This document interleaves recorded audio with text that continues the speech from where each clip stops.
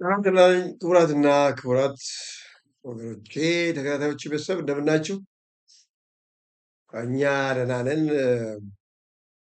ዛሬ ከጀመረው ከባድ የዊንተር ስቶርም ስጋት በስተቀር ደህና ነን። ቤታችን ሆነን መንግስት የሚያስተላልፈውን መመሪያና ኢንፎርሜሽን እየተከታተልን ነው። ከባድ ነው የሚባለው ረጅም ጊዜ ከታዩት ሁሉ የጠነከረ የበረዶና ስቶርም አለ እያሉ እያስፈራሩ ነው። ይበለን ወደሽ ከተደፋሽ ቢረግጡሽ አይክፋሽ ነው ሀገራችንን ውድ ሀገር በአየሯ ኮምፕሌን የማናደርግበትን ሀገር ትተን ከሄድን መቼስ ምን እናደርጋለን? ስኮላርሺፕን በተመለከተ አንዳንድ ልጆች ጥያቄ ያቅርባችሁልኛል። ስለ ስኮላርሺፕ የሚገኝበት መንገድ ምንነቱን፣ ስልቶቹን በተመለከተ አንዳንድ መረጃ ብትሰጠን የሚል ጥያቄ ያቀረባችሁልኝ ልጆች አላችሁ። ጥያቄው ከቀረበ ቆይቷል፣ ግን አንዳንድ ኢንፎርሜሽን በደንብ እስከማሰባሰብ በጊዜው አልመጣሁላችሁ ነበርና አሁን አንዳንድ መጽሐፍትን በተለይ ፔተርሰን የተባለ የስኮላርሺፕ አድቫይዘር እና ሌሎቹም የኤጁኬሽን ባለሙያዎች የጻፏቸውን አንዳንድ ማቴሪያሎች ተመልክቼ ለእናንተ ይሆናል ብዬ ባሰብኩት መንገድ ስለ ስኮላርሺፕ አንዳንድ ፍሬ ነገሮችን አዘጋጅቼላችኋለሁ።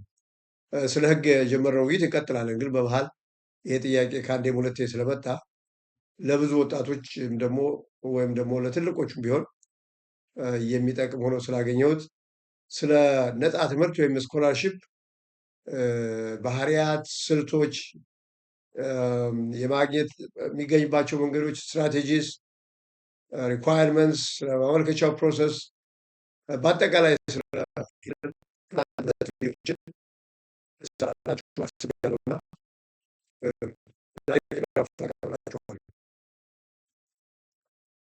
ከጽንሰ ሀሳቡን ጀምር። ስኮላርሺፕ ያው በተለምዶ ነፃ የትምህርት እድል የሚባለው ነው። ነፃ እንደ ስሙ ነፃ ላይሆን ይችላል። አንዳንድ ጊዜ በእርግጥም ነፃ ሊሆን ይችላል። ለምሳሌ ዩኒቨርሲቲው ወይም ኮሌጁ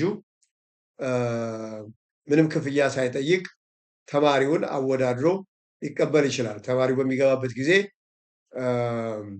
ቲዩሽንም አይከፍልም፣ ምንም አይከፍልም፣ ነፃ ነው። በቃ ምግብ ምንም ተችሎ የሚማርበት ወይም የሚያገኘው እድል ነው። በሌላ በኩል ደግሞ ዩኒቨርሲቲው ስኮላርሺፑን ይሰጣችሁና ተቋሙ ስኮላርሺፑን እድሉን ይሰጣችሁና ፈንዱን ግን ገንዘቡን ግን ከሌላ አካል እንድትፈልጉ ሊያደርግላችሁ ይችላል። እሱ የሚሰጣችሁ የትምህርት እድሉን ነው፣ አድሚሽኑን ይፈቅድላችኋል።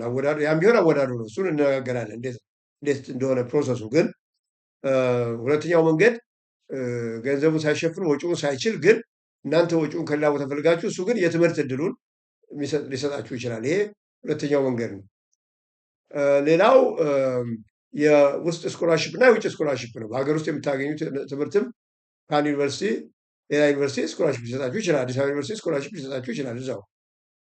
ሌላኛው ኢንተርናሽናል ስኮላርሺፕ ነው። ኢንተርናሽናል ስኮላርሺፕ ከሀገር ውጭ ባሉ ተቋማት ሄዳችሁ የምትማሩበት እድል ነው። ሌላኛው የስኮላርሺፕ ገጽታ በመስሪያ ቤት የሚሰጥ ወይም የሚገኝ እድል ነው። ስራ በምትሰሩበት ጊዜ መስሪያ ቤቱ ከልዩ ልዩ መስሪያ ቤቶች ወይም ዩኒቨርሲቲዎች ወይም ተቋማት ጋር ተጻጽፎ ለስራችሁ እድገትና ውጤታማነት ይጠቅማል ብሎ ሲያስብ የሚሰጣችሁ ስኮላርሺፕ ነው። ወጪው ተችሎ ሊሆን ይችላል፣ ወይም ወጪው ነፃ ሊሆን ይችላል። ሌላው ትምህርት ሚኒስቴር ራሱ በየዓመቱ እያወዳደረ የሚሰጥ ስኮላርሺፕ አለ። እሱም ሌላው እና በተለያየ መንገድ ሊገኝ ይችላል። ነፃ የትምህርት እድል ማለት ነው።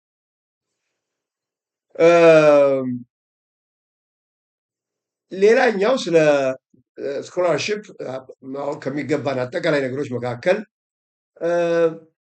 ሪኳየርመንቱን ማወቅ ነው። እንዲሁ ዝም ብሎ የትምህርት እድል ባገኝ ውጭ ሄድ ነበር ሳይሆን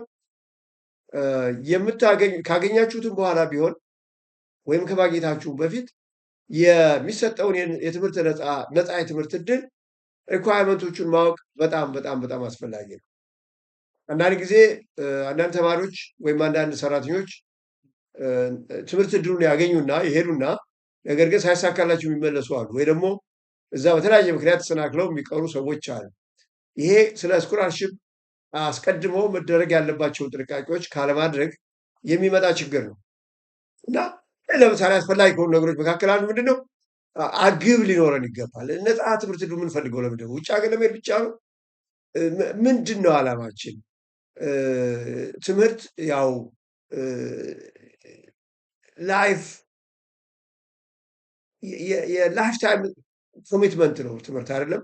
ስለዚህ በእርግጥ ለዘላለማዊ ለሆነው የትምህርት ጉዟችን የሚያስፈልግ መሆኑን አስልተን ወይም ለስራችን ጠቃሚ መሆኑን አምነን ግብ አስቀምጠን የምንፈልገው እድል መሆን አለበት ስኮላርሽፕ ማለት ነው እንጂ ዝም ብሎ እንደው ውጭ ሀገር ለመሄድ ወይም ደግሞ የውጭ ትምህርት ለማግኘት በሚል ብቻ መገባት የለበትም። ይሄ እንግዲህ ሰክሰስፉል እንድንሆን ለማግኘትም ቢሆን ሰክሰስፉል ካገኘነው በኋላ ውጤታማ እንድንሆን ብቻ ሳይሆን ለማግኘትም ቢሆን ግብን ማስቀመጥ በጣም አስፈላጊ ነው። ሌላኛው ዝግጅት ነው። ዝግጅት በጣም ወሳኝ ነው። ለማግኘትም ዝግጅት ይጠይቃል። የተለያዩ ስትራቴጂዎችን መጠቀም ያስፈልጋል። እነሱን እንዳልኳቸው በሚቀጥለው ቪዲዮ እናነሳቸዋለን። ከተገኘም በኋላ ቢሆን በቂ መሰናዶ ማድረግ በጣም በጣም አስፈላጊ፣ መስሪያ ቤታችንን ለማስደሰት ብቻ ሳይሆን ለራሳችንም ህይወት ያገኘነው ስኮላርሽፕ ለህይወታችን ለውጥ ሊያመጣ በሚችል መንገድ ለመጠቀም ዝግጅት በጣም በጣም ወሳኝ። እነዛ ዝግጅቶች ምንድን ናቸው? እንዳልኳችሁ እንመጣበታለን። ሌላ የስትራቴጂ ነው። ሰርቺንግ ስትራቴጂ። ስኮላርሽፕ ተፈልጎ የሚገኝ ነገር ነው። አንዳንድ ጊዜ ራሱ ሊመጣ ይችላል። አንዳንድ ጊዜ ደግሞ በራሳችን ጥረት የምናገኘው እድል ነው እና ስትራቴጂስ አሉ። እንዴት አድርገን ነው ይህን እድል የምንፈልገው? በምን መንገድ? በተለያዩ መንገድ ሊገኝ ይችላል። በኤንጂኦስ በኩል የሚመጣ ስኮላርሽፕ አለ።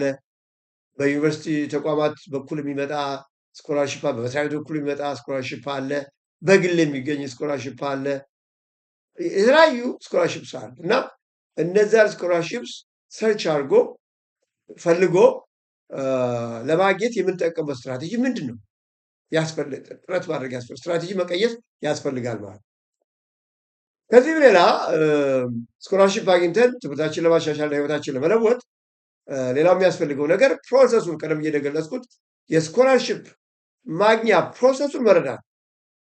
what do we need to achieve in our effort to acquire scholarship? ስኮላርሽፕ አግኝተን ሰክሰስፉል ለመሆን ምን ያስፈልገናል? ፕሮሰሶች አሉት። እነሱንም እንመጣባቸዋለን። ሌላኛው የሂደቱን ከባድነት መረዳት ያስፈልጋል። የስኖት ሲምፕል ፕሮሰስ ውጣ ወረድ አለው። ብዙ መልፋት ያስፈልጋል። ከተገኘ በኋላ አስደሳች የመሆኑን ያህል ስኮላርሽፕ የማግኘት ውጣ ውረድ ያለው ረጅም ጉዞ መሆኑንም መረዳት ያስፈልጋል። ሌላኛው ፕሮሰስ መሆኑን ዛሬ አመልክተን I'm sorry, we are sorry, we regret that we haven't accepted your application. Please look for the opportunity somewhere else ብላችሁ ተስፋ መቁረጥ አያስፈልግም። እንደገና መሞከርና ሌሎች ስኮላርሽፕ ምክንያቱም አንድ ዩኒቨርሲቲ ወይም አንድ ተቋም የሚፈልገውና ሌላኛው ተቋም የሚፈልገው ወይም የሚያስቀምጠው ክራይቴሪያ ተመሳሳይ ላይሆን ይችላል። እያንዳንዱ ዩኒቨርሲቲ የስኮላርሽፕ ፖሊሲ ይለያያል። ስለዚህ አንድ ዩኒቨርሲቲ ሪጀክት አደረጋችሁ ማለት በቂ አይደላችሁም ማለት አይደለም። ኳሊፋይ አታደረጉም ማለት አይደለም። you may qualify for you may not qualify for a particular university, but you may do qualify for another university. ስለዚህ ዛሬ አፕሊኬሽናችሁ ውድቅ ቢደረግ you should not stop there. መቀጠል ያስፈልጋል። አንድ ቦታ ላይ ተስፋ መቁረጥ አያስፈልግም። ከብዙ ጥረት በኋላ የሚገኝ ሊሆን ይችላል ማለት ነው። እንዳልኳችሁ የስኮላርሽፕ ፖሊሲስ varies from university to university, from institution to institution.